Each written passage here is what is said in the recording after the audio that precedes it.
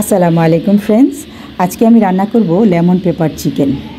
তাই এখন নিয়ে নিলাম লবণ আর চিকেন দিয়ে ভালো করে ম্যারিনেট করে নিচ্ছি। আমি এখানে লেবুর জুস দিয়ে দিচ্ছি 2 চামচ, তারপর দিয়ে দিব 2 চামচ আর টক দই দিয়ে দিব এখানে আমি হোয়াইট আর ব্ল্যাক পেপার মেশানো পাউডার। তো জয়িত্রীর ফুল দিয়ে দিলাম একটা।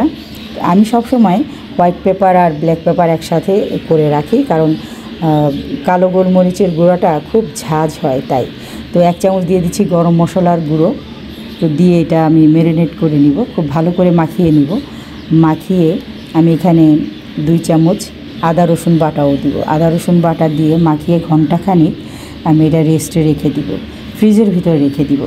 প্রচুর গরম পড়েছে, বাইরে সব কিছু রেখে দিলে নষ্ট হয়ে যেতে পারে, তাই ফ্রিজে রেখে দিতে হবে। আপনারাও ফ্রিজে রেখে দিবেন, ফ্রিজে রেখে দিলে নিরাপদ। তো এখন আমি আদা রসুনের পেস্ট দিয়ে আর একটু ভালো করে মাখিয়ে নিচ্ছি। মাখিয়ে 1 ঘন্টার জন্য এটা রেস্টে রেখে দিব। তারপর আমি এটা ভেজে নিব হালকা করে।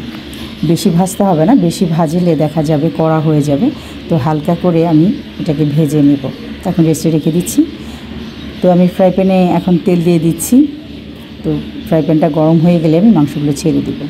তো ফ্রাই প্যানটা গরম হয়ে গেছে, এখন মাংসগুলো ছেড়ে দিচ্ছি। তো উঠিয়ে আমি মাংসগুলো ছেড়ে দিচ্ছি। আর নিচে মশলাগুলো রয়ে যাচ্ছে, এই যে টক দই, তারপর মশলা যেগুলো সব দিয়ে মাখালাম, সবগুলোই মশলা, লেবুর জুস সবই রয়ে যাচ্ছে, আদা রসুনের বাটা এগুলো থাকবে। এগুলো আমি পরে ব্যবহার করব।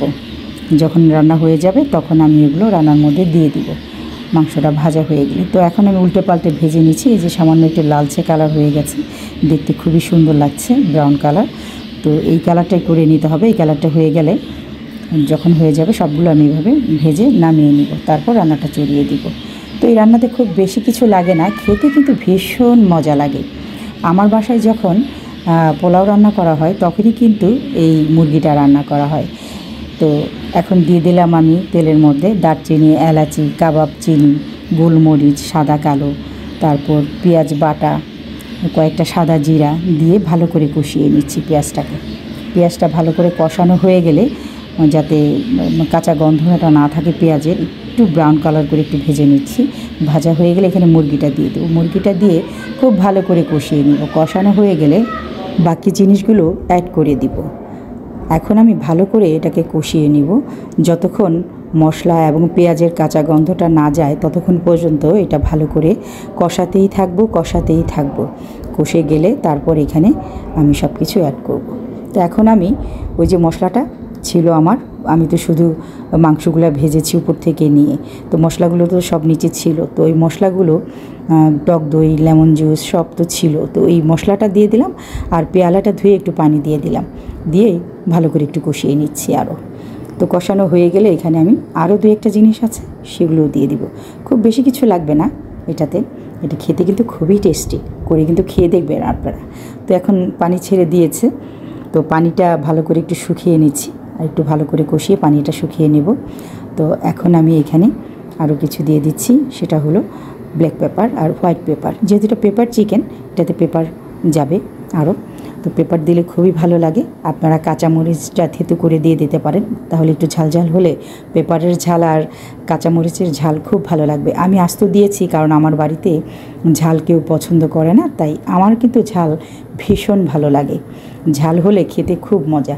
তো এখন দিয়ে দিলাম আমি এখানে কর্নফ্লাওয়ার দিয়ে দিলে এটা একটু ঘন হয়ে যাবে, ঝোলটা ঘন হয়ে যাবে। তো এখন আমি অপেক্ষা করব এখন যাতে তেলটা সেপারেট হয়ে যায়। যতক্ষণ সেপারেট না হয়ে যায় ততক্ষণ আমি অপেক্ষা করব। তেলটা সেপারেট হয়ে আসলে এখানে আমি লেবুর ফালি দিয়ে দিব 4টা। তো লেবুর ফালি দিয়ে এটা আমি আগে দিব না, যখন হয়ে যাবে তখনই দিতে হবে, আর নইলে তেতো হয়ে যেতে পারে। তাই আমি লাস্টের দিকে এটা দিয়ে দিলাম। তো দেখেন কতটা সুন্দর এবং কালারফুল লাগছে, খেতেও কিন্তু ভীষণ মজা হয়েছে।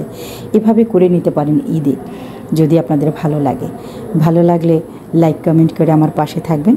সবাই খুব ভালো থাকবেন, নামাজ পড়বেন। নামাজ বেহেশতের চাবি। আল্লাহ হাফেজ, আসসালামু আলাইকুম।